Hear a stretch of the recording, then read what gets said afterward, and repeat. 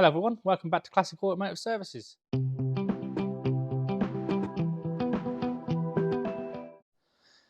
Right, this week we've been doing a lot more on the TR8 engine.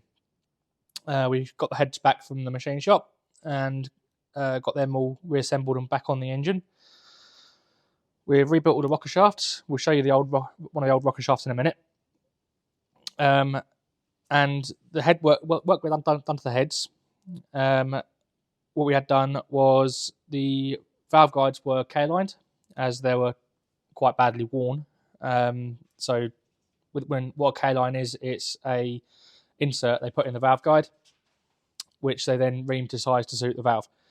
So that's all been sorted out. The valve seats themselves were then recut as well, as some of them quite bad. Just where over years where it's been sat with different valves and that open for periods of time, some of them have got corroded. So all the valve seats, have been recut. And something that is critical on the Rover V8s is that all the valve seats are cut to the same height, so that when the valves are installed, the top of the valve is all the same height. That's due to being able to set the preload on the hydraulic followers. If all the valves are different heights, then you have no chance whatsoever setting the preload on the followers. So the preload on this one's all set up now, and what the preload is when you have the follower on the heel of the cam, the cam follower should be depressed a set amount. It's not a lot. I think if I've got it written down, so I think it was about 18 thou. It should be depressed. So don't quote me on that figure. I can't remember what exactly it was, but it's something like that. And to set the preload, what you end up having to do is you have to put shims under the pedestals. You can buy the shims in all different thicknesses to get the preload where you need it. It's not a big task to do, but it's something that is critical on them. So as I was saying, we've set the preload. The heads are on and torqued down, as they should be. One thing to look out for on these Rover engines is if you've got what they call the 14 bolt heads, which are the early heads, which this one is. There's some different torque settings that you'll see out there. There is only one that is correct, and that is if you torque it as a 10 bolt head to start with and leave the 4 bottom bolts, which are these ones here, that one, and that one, leave them loose initially, and then use the 10 bolt torque sequence, torque it down in equal stages, and then once that is torqued, then you just nip these up to 30 foot-pounds. They're not torqued to the same as the rest of the bolts, as it will tip the head. It moves the head in a different way, and it will have head gasket issues. So that is quite critical that you don't torque these up like some of the sequences I've seen out there. So that's the engine. Next week when you see it, it will be all complete with the injection system, everything on it. I'm actually going to get on this afternoon and start putting some bits and bobs and that on it, and get the inlet manifold and that on, and like engine lift eye brackets, rocker covers, etc. So next week we'll unveil it as a complete engine, and we'll show it before and after, because there is a massive difference in the way it looks, and with all the internals of it as well. It's a brand new engine. So it is a shame we had to pull it apart, as it hadn't ever been apart before. But it was one of them things where it had a hard life and it was in quite a sorry way. We'll show you one of the rocker shafts. This is one of the rocker shafts out of it. One very, very sludged up internally. The restriction inside is really, really bad. The reason we replaced them is all this bad scoring here, and there is actually quite a lip there on every single one where the rockers have been running. So we replaced the rocker shafts. The rockers themselves were good.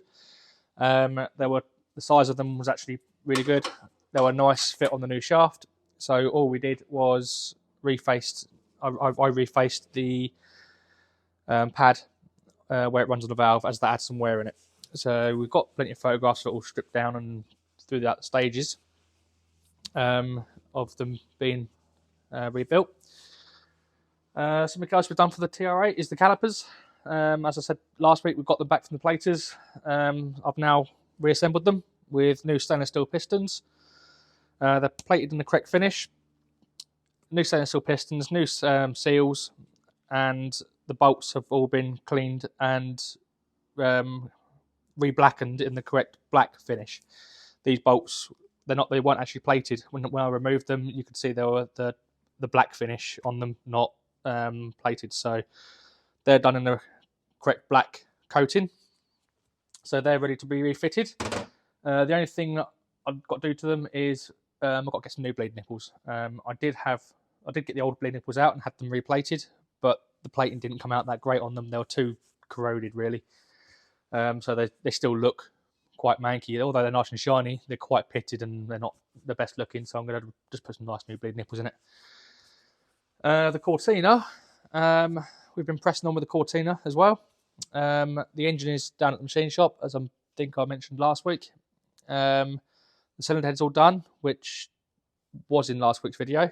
I've gone through the rocker shaft on that as well, replaced the rocker shaft and rebuilt all the rocker assembly. Again, that was badly worn.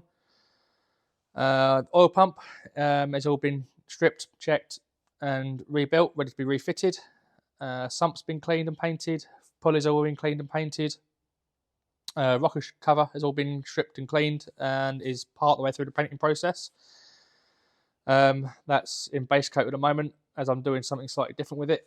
I was going to get a nice aluminium rocker cover for it, but they're a lot of money and the ones out there, they either don't look very good or they're advertising other companies. So I've decided to paint up the original rocker cover slightly different. So it will still be nice and looking and in period with the car, but it'll set it off nice. So what else have we done on the Cortina? I think that's it.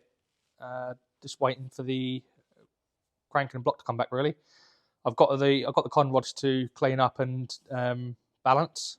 So I'll balance them, possibly even do a little video on how to balance the con rods.